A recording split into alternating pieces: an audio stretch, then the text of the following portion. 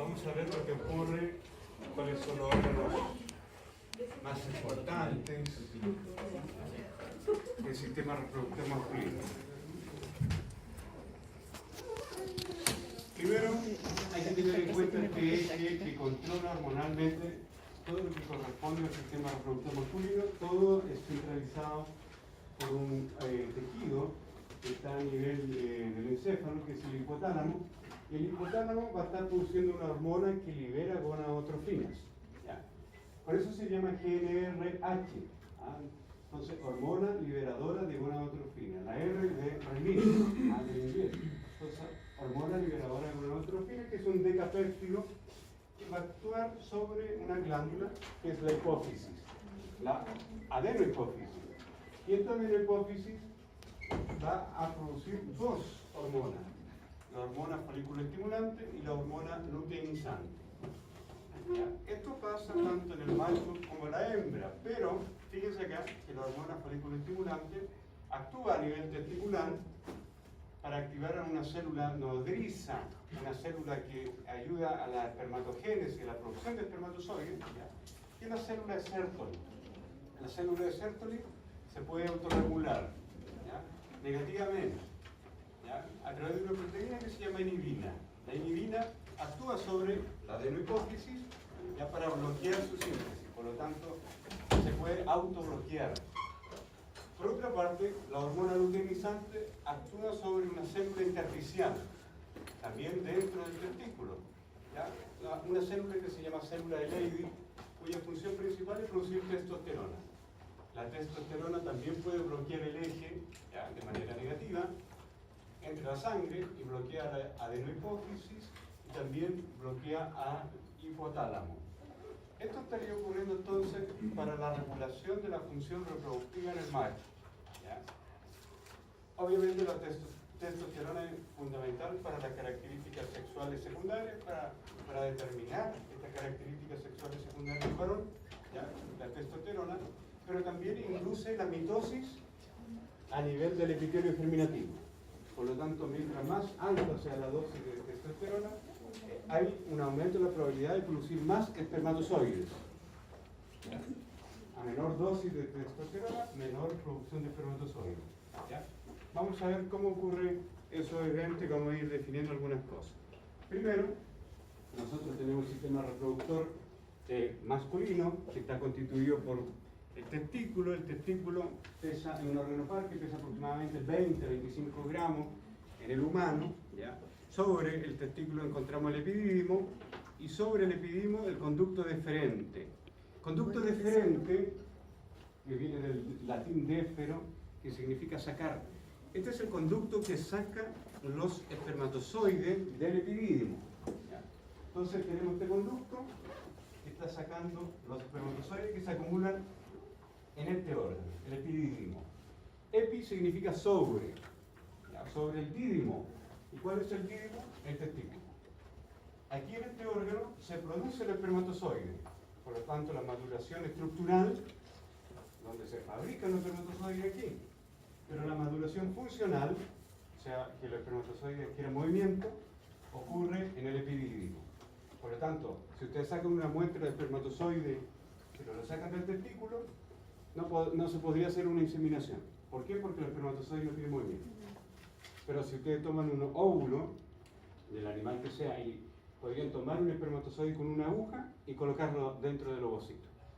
Eso se llama una fertilización asistida, pero la técnica se llama ICSI, porque ya se hace una inyección intracitoplasmática, de tal manera que se coloca el espermatozoide dentro del ovocito. Pero en cambio, si sacan el espermatozoide de la cola del epidídimo, ese espermatozoide sí tiene movimiento. Por lo tanto, se podrían dejar incluso a nivel vaginal, o a nivel uterino, o a nivel de la tuba uterina, y el espermatozoide por quimiotaxis podrían buscar al ovocito en donde esté. Siguen el trayecto a través de los conductos deferentes. Y fíjense que a nivel dorsal, por detrás de la vejiga, atraviesa un órgano que es la próstata. Por lo tanto, tenemos una uretra prostática acá. Todo esto es uretra prostática. Pero fíjense que este es el conducto eyaculador. Y aquí, esa glándula que se ve ahí, es la vesícula seminal, que no está presente en todos los mamíferos. Por ejemplo, los equinos no tienen esta vesícula seminal. ¿Ya? Y aquí está el conducto eyaculador. ¿Ya? El órgano que más volumen produce con respecto al líquido seminal, ¿ya?, es la vesícula seminal en el humano. Produce aproximadamente el 70% del volumen del líquido seminal. Y ese líquido que produce la vesícula seminal o glándula seminal, ese líquido es alcalino. ¿Ya? ¿Por qué tiene que ser alcalino? Porque tiene que neutralizar la acidez que hay en los fluidos femeninos. ¿Y por qué los fluidos femeninos son ácidos? ¿Por qué son ácidos? Porque hay una bacteria que se llama Lactobacillus vaginalis que transforma glucosa en ácido láctico. ¿Para qué? Para evitar que entren otras bacterias patógenas o entren hongos. ¿Ya? De tal manera que, por ejemplo, si una mujer tiene una infección urinaria, ¿ya?, o una infección digestiva, toma antibióticos, los antibióticos muchas veces son inespecíficos, podría eliminar la flora normal, por lo tanto queda expuesta ¿a qué? A otras bacterias patógenas o a hongos. ¿Ya? Eso con respecto al humano, que se produce el 70% del líquido seminal en la glándula o vesícula seminal, naturaleza alcalina. Pero la próstata, que aquí está, produce aproximadamente el 20% del líquido seminal. Y la próstata produce más bien una secreción ácida, porque tiene ácido cítrico, citrato de sodio, pero como solamente aporta con el 20%, no influye tanto en el grado de pH, de acidez, porque la mayor parte viene de la glándula o vesícula seminal. Y tenemos dos glándulas también, que son las primeras glándulas que se activan durante el acto sexual, que son estas glándulas. Esta antiguamente, ustedes la vieron, si se acuerdan del colegio, glándula de Cooper se llamaban antes, la glándula de Cooper, actualmente llamadas glándula bulbouretrales, que son del tamaño de un poroto, medio 1 centímetro cúbico tiene de volumen, y producen un líquido viscoso alcalino. Tiene que ser alcalino porque la uretra peniana va a recibir los espermatozoides, y los espermatozoides mueren con el ácido. ¿Ya? Pero ¿cómo se evita que mueran esos espermatozoides si ese ambiente está ácido? Porque estas glándulas van a producir un líquido viscoso rico en bicarbonato. Y el bicarbonato es alcalino, por lo tanto neutraliza la acidez de la uretra peniana. ¿Ya? Entonces aquí estamos viendo una fotografía de testículo donde se observa este testículo en la zona posterior o dorsal, la zona anterior hacia arriba en la cabeza del epidídimo, eso es epidídimo, cabeza epidídimo, cuerpo del epidídimo, y acá estará ¿ven ese bulto que está ahí? Es la cola del epidídimo, cola epididimaria, esta. Y aquí se almacenan los espermatozoides hasta el momento de la eyaculación. ¿Ya?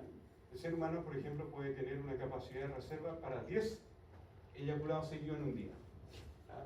Tendría que ser un artista así, pero 10 en un solo día. ¿Ya? 10 en un solo día. Y salen los espermatozoides por el conducto deferente. ¿Ya? Ahora, por ejemplo, la eyaculación 1 tiene una concentración de espermatozoides, para inventar un número, de 20 millones de espermatozoides por ml, pero la número 10 también tiene una concentración de 20 millones por ml. Lo que pasa es que disminuye el volumen, pero la concentración se mantiene casi intacta. ¿Entienden? Ya va disminuyendo solamente el volumen de un eyaculado a otro. Disminuye, pero la concentración de espermatozoides se mantiene. ¿Ya? Okay. Profesor, ¿Sí? ¿y eso versus, por ejemplo, animal, un potro? Claro, por ejemplo, en el potro, en los toros, hay mucha diferencia. Hay unos túbulos seminíferos, ¿ya?, dentro de la estructura testicular, que es esta, que estos son los túbulos seminíferos. Los túbulos seminíferos están produciendo espermatozoides. ¿Ya? El ser humano tiene aproximadamente 500 metros de estos túbulos seminíferos, medio kilómetro. Pero el toro tiene entre 20 y 30 kilómetros, como también un potro, para producir espermatozoides. De tal manera que se produce espermatozoides de una manera mucho más eficiente, mucho más cantidad. Y en los caprinos es tal la cantidad de espermatozoides que se produce, y cuando uno lo mira al microscopio se ve una masa de espermatozoides moviéndose. No se ve el espermatozoide separado como en el cerdo, en que uno puede hacer estudios morfológicos, puede hacer recuentos, ya puede ser motilidad, ya en los caprinos, ovinos, también se ven una masa de espermatozoides. ¿Ya? Voy a retroceder un poquito. Miren, esa es una fotografía que saqué en la clínica Las Condes hace 2 años atrás, no, 3 años atrás. Es un epididimo humano.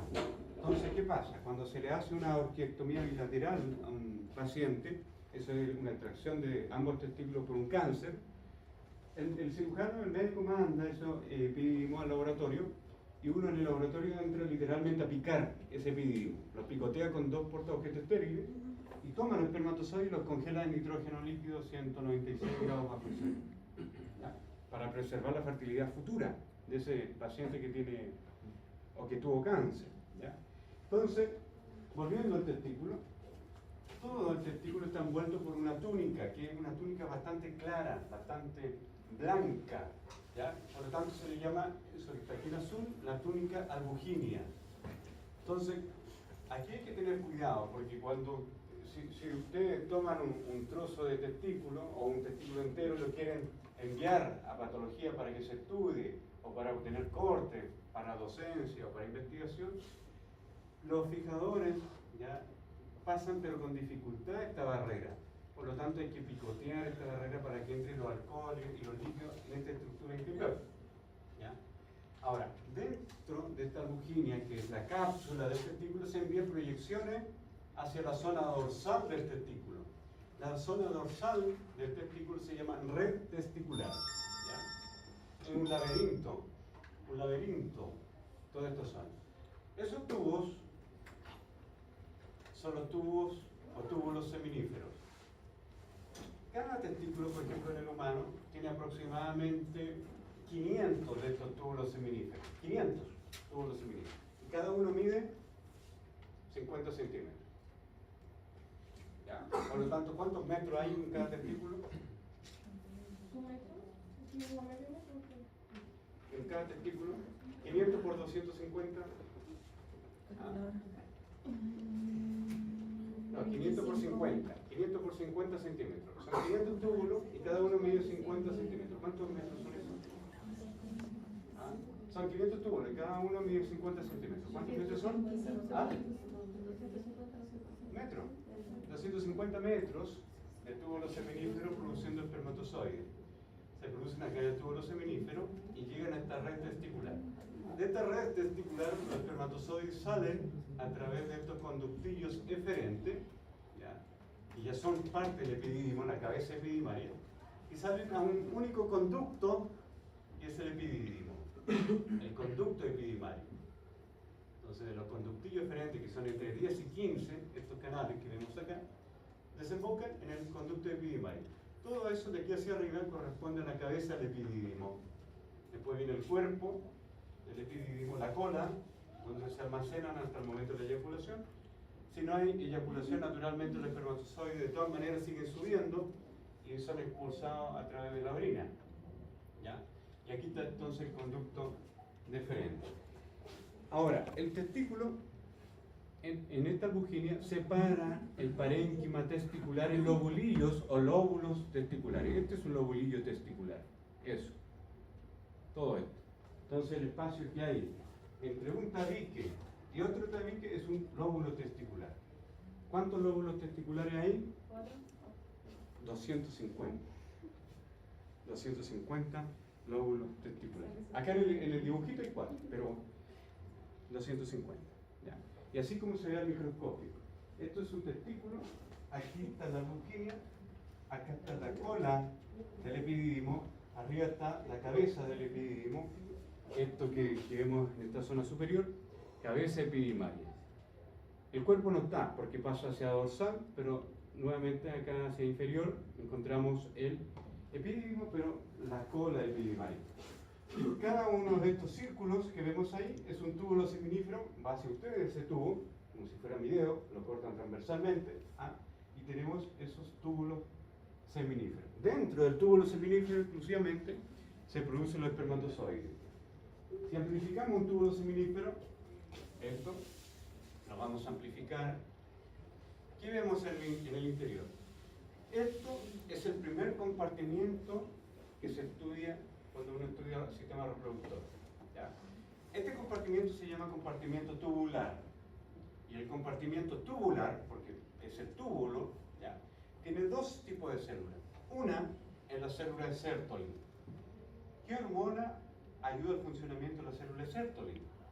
Delante lo dije. ¿Testosterona? No, a la Sertoli, la hormona, la folículo estimulante, la FSH. ¿Ya?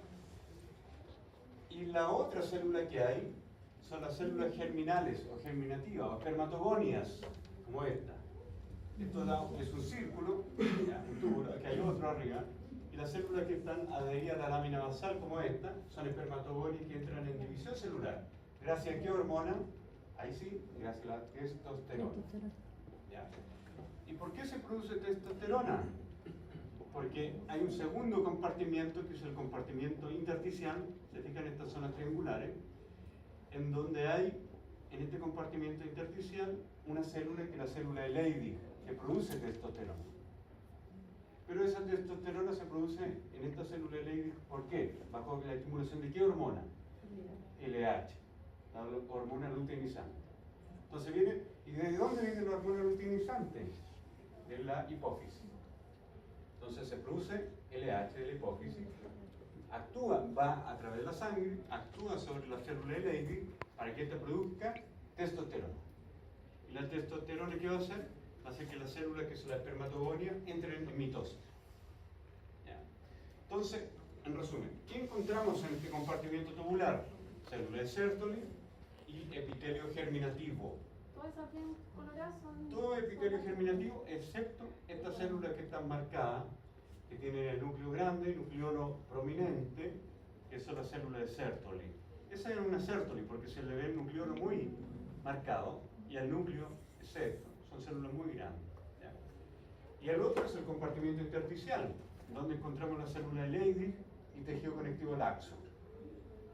Y el último compartimiento es el que está en la periferia del túbulo, por lo tanto se llamará compartimiento peritubular. Y ese compartimiento, que es el tercero, el compartimiento peritubular, vamos a encontrar células mioides. Si decimos mio, significa músculo, mioide, y fibroblastos. Células mioides y fibroblastos. Ese es el tercer compartimiento.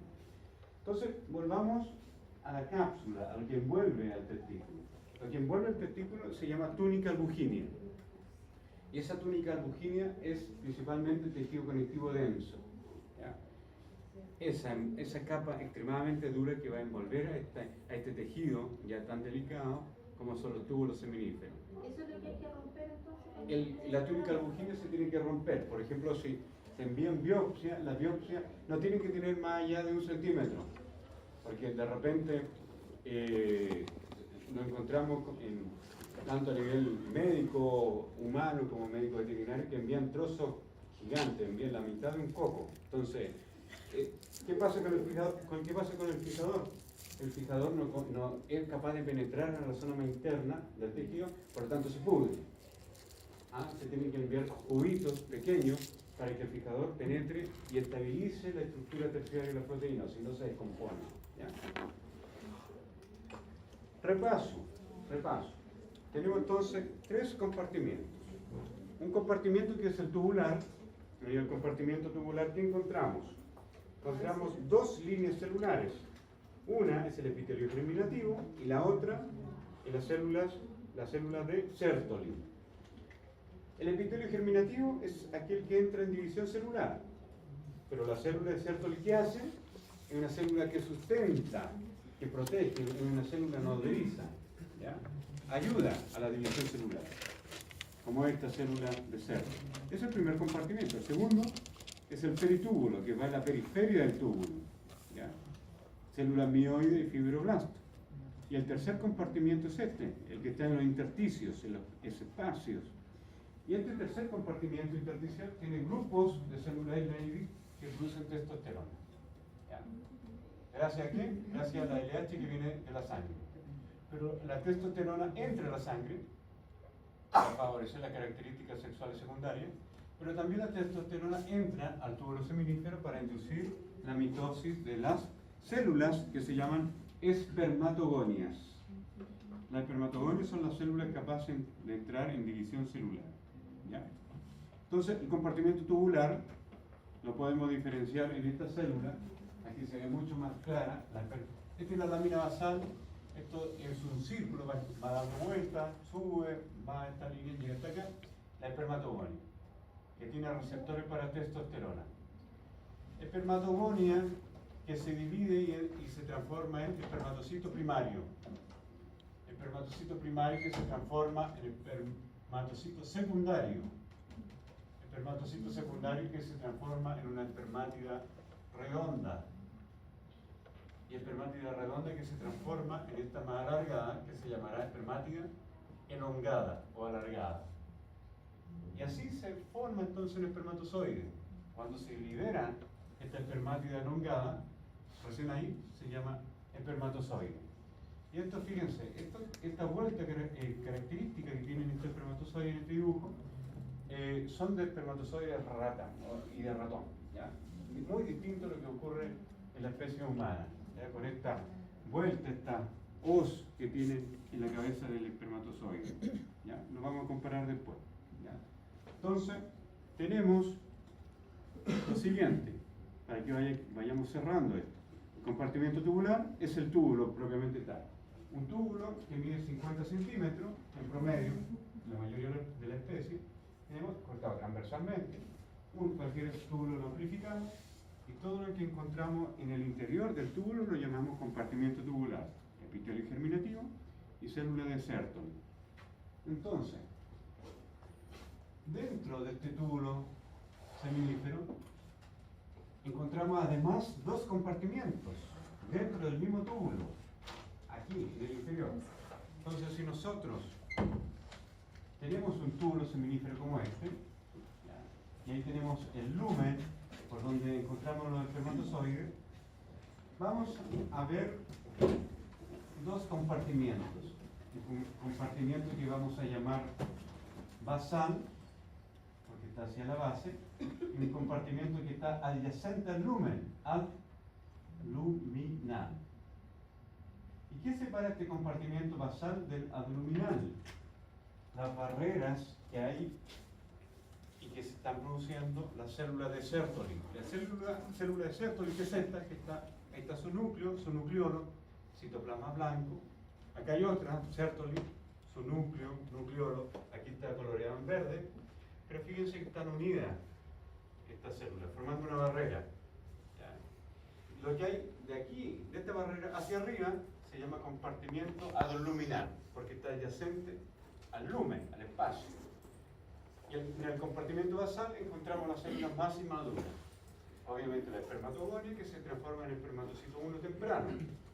Pero de aquí hacia arriba, hacia el lumen, encontramos espermatocito 1 tardío, el temprano estaba acá abajo el tardío, espermatocito 2, espermátida redonda, espermátida elongada, espermatozoide.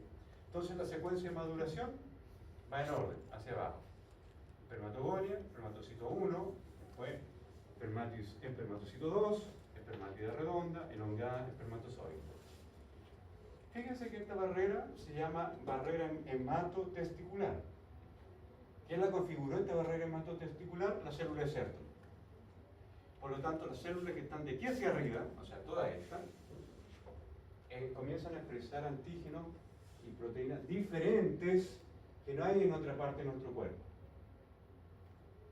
Entonces, ¿qué pasaría si estas células son reconocidas por el sistema inmune, por nuestro sistema inmunológico?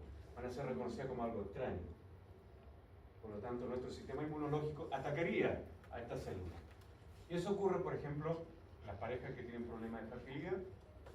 Muchas veces las parejas, el mismo sujeto, su propio sistema inmunológico ataca y aglutina a los espermatozoides inmovilizándolos. ¿Ya? Eso puede ocurrir porque se rompió esta barrera hematotesticular. Por algún deporte, un traumatismo, una patada testicular, jugando la pelota, karate, qué sé yo, cualquier cosa que rompa el parénquima testicular podría hacer que el sistema inmune reconozca esta célula en el propio sujeto, transformándolo en infértil o en estéril. Infértil. Porque el sujeto sigue teniendo el espermatozoide. Entonces, ¿qué hacemos nosotros? Tomamos un espermatozoide y lo colocamos dentro de un ovocito y problema resuelto. Entonces, esa es la diferencia entre infertilidad y esterilidad. El sujeto estéril no puede tener hijos aunque ocupemos toda la tecnología posible. Toda la medicina, todas las hormonas, no se puede porque el sujeto estéril no tiene estas células. En cambio, el sujeto infértil sí las tiene, pero no le son útiles en ese momento. Pero las tiene. ¿Ya? Entonces, la esterilidad es un concepto mucho más grave porque es la imposibilidad absoluta de tener descendencia. Ahora ocurre también de que cuando están en la pareja, la mujer puede generar anticuerpos contra los espermatozoides.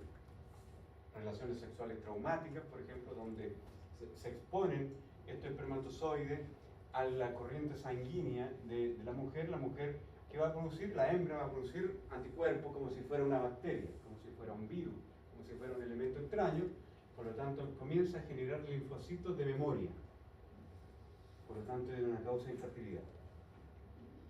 Pero podría darse el caso de que la infertilidad fuera tan específica contra un antígeno específico del espermatozoide del marido y no fuera contra los antígenos de todos los espermatozoides, sino que solamente para los espermatozoides del marido. Por lo tanto es infértil con su marido, pero no con el otro.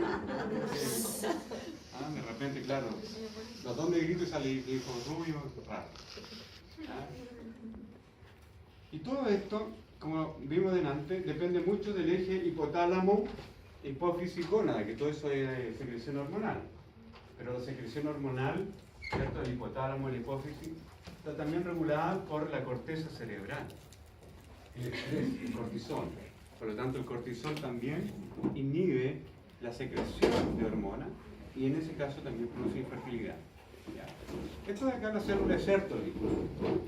Esta célula, la célula de Sertoli, ¿cuál es la función? Es una célula enfermera, nodriza, que está dentro del túbulo seminífero, que la protege a la espermatogonia. En este espacio hay células. ¿Ya? Entonces la espermatogonia madura, se transforma en espermatocito 1, espermatocito 2, espermatidad redonda, elongada y va ascendiendo. Esto es una fotografía obtenida con el microscopio electrónico de transmisión. Esto es con una técnica de extinción inmunohistoquímica donde se tiñen los túbulos, ¿ya? Los filamentos de actina, ¿ya? Una técnica también moderna. Y esto es un dibujo que obtuvo Enrico Sertoli, el sujeto que hizo la primera descripción de la célula, ¿ya? Un italiano del año 1800, ¿ya? Un dibujo. Entonces fíjense la diferencia, hay poca diferencia, ¿cierto?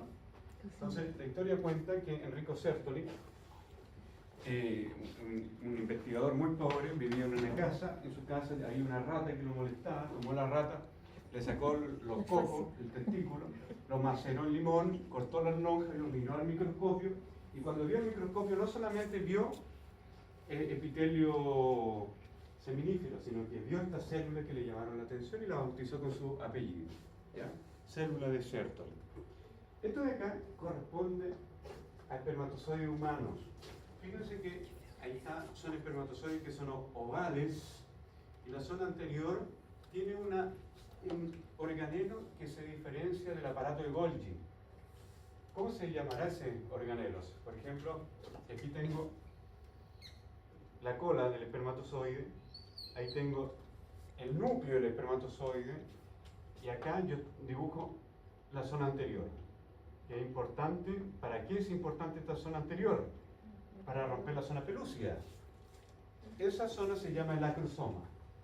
Y ese acrosoma es una vesícula proteolítica, deriva del aparato de Golgi. ¿Ya? Es como un lisosoma gigante. Si nosotros le sacamos el acrosoma al espermatozoide, queda redondo. ¿Ya? Quedaría redondo. Entonces, los espermatozoides se mueven rápidamente, entre 50 y 60 micrómetros por segundo. Eso es como la generalidad de la mayoría de las especies. ¿Ya? Y esto de acá es una fotografía electrónica en transmisión donde vemos un espermatozoide visto de frente, como si fuera mi mano, la cabeza, de semiperfil y esto de perfil. fíjense que el perfil es mucho más angosto. ¿Ya? Entonces, en eso hay que fijarse igual cuando uno hace una descripción de esta célula al microscopio. ¿Ya? Estos son los túbulos seminíferos. Es una fotografía electrónica de barrido. El microscopio barre la superficie de la célula. Esto es un túbulo seminífero. Acá hay otro, como si fuera este lápiz. Dentro del túbulo seminífero está el compartimiento tubular, y esas líneas que ven acá son las colas de los espermatozoides. Entonces, acá está la cabeza de los espermatozoides que se están diferenciando, y la cola hacia el lumen de este túbulo seminífero. ¿Ya? Nuevamente, miren acá, compartimento tubular, ustedes ya saben que está formado por el epitelio germinativo de la célula Sertoli. El compartimento peritubular, que es lo que rodea el túbulo, está formado por células mioides y fibroblastos. Y por último, el compartimento interdicial, que tiene estas células de Leydig, productores de testosterona, pero además conectivo laxo. Hay vasos sanguíneos de este tejido conectivo laxo. Fíjense lo característico de esta célula de Leydig. Es un núcleo redondo, núcleo evidente, y se han hecho bastantes experimentos con respecto a estas células. Por ejemplo, en ratas envejecidas, ¿ya? Ratas que ya tienen 4 años, 5 años, se le ha destruido esta célula de Leydig, ¿ya? Con un compuesto químico tóxico, que es el, da igual cómo se llama el compuesto, se llama etano-dimetano sulfonato, ¿ya? Pero se mueren estas células. ¿Qué pasó con estas ratas viejas, estos machos? Estas células del peritúbulo, estas células mioides, se transformaron en nuevas células de Leydig. Eso es interesante porque la célula de Leydig nunca entra en división celular, no entra en mitosis, no se renuevan. Pero cuando se hizo ese experimento, estas células mioides, estos fibroblastos, se transformaron en células de Leydig. Por lo tanto, son células jóvenes en un individuo viejo. Por lo tanto, su maquinaria de biosíntesis y sus receptores para una hormona. ¿Cuál es la hormona que recibe la Leydig? La LH, ¿cierto? Funcionó perfectamente. Y esos individuos que eran viejos comenzaron a sintetizar testosterona como si fueran jóvenes. Como si fueran jóvenes. ¿Ya? Por lo tanto, en este individuo viejo comenzó a subir la testosterona, empezó a mejorar la masa magra, el músculo, disminuir la masa de grasa, y su comportamiento sexual mejoró. Se le mostraron una ratoncita, digital. A diferencia de los otros viejos que no pasaba nada, porque ya estaban a punto de irse para el cielo, de los animalitos. Entonces, ahí se vio que destruyendo esta célula, la célula esta, se puede transformar esta célula que es fibroblasto en nueva célula de Leydig para fortalecer los niveles de testosterona en un macho. ¿Ya? Lamentablemente eso no se puede hacer en humanos, porque el etano-dimetano sulfonato es tóxico, hepatotóxico. Ahora, claro, es hepatotóxico, pero si tiene 80 años el caballero, a lo mejor vale la pena destruir el hígado y pasarlo bien. Mire, entonces, aquí está el túbulo seminífero, y aquí hay, en el intersticio, si tenemos un túbulo seminífero ahí y otro túbulo seminífero acá, lo que queda en estos espacios ya es el compartimento que ustedes ya conocen, que es el compartimento interdicial, tejido conectivo laxo y célula de Leydig. Entonces, si amplificamos esta imagen y tomamos una sola célula de Leydig, lo que predomina en esta célula de Leydig, que tiene receptores para LH, son dos organelos: la mitocondria y el retículo endoplasmático liso. Y eso, como ustedes aprendieron en biología, siempre va a ocurrir cuando se formen esteroides. ¿Por qué? Porque estas hormonas sexuales siempre derivan de una molécula que es el colesterol. Entonces, para que se transforme el colesterol en esteroides, necesitamos de dos organelos: la mitocondria y el retículo endoplasmático liso. ¿Ya? Hormonas sexuales esteroideas en este caso. ¿Ya? Eso. ¿Vamos bien? ¿Alguna pregunta? ¿Hasta aquí? ¿Estamos en órbita? Ya. Ahora,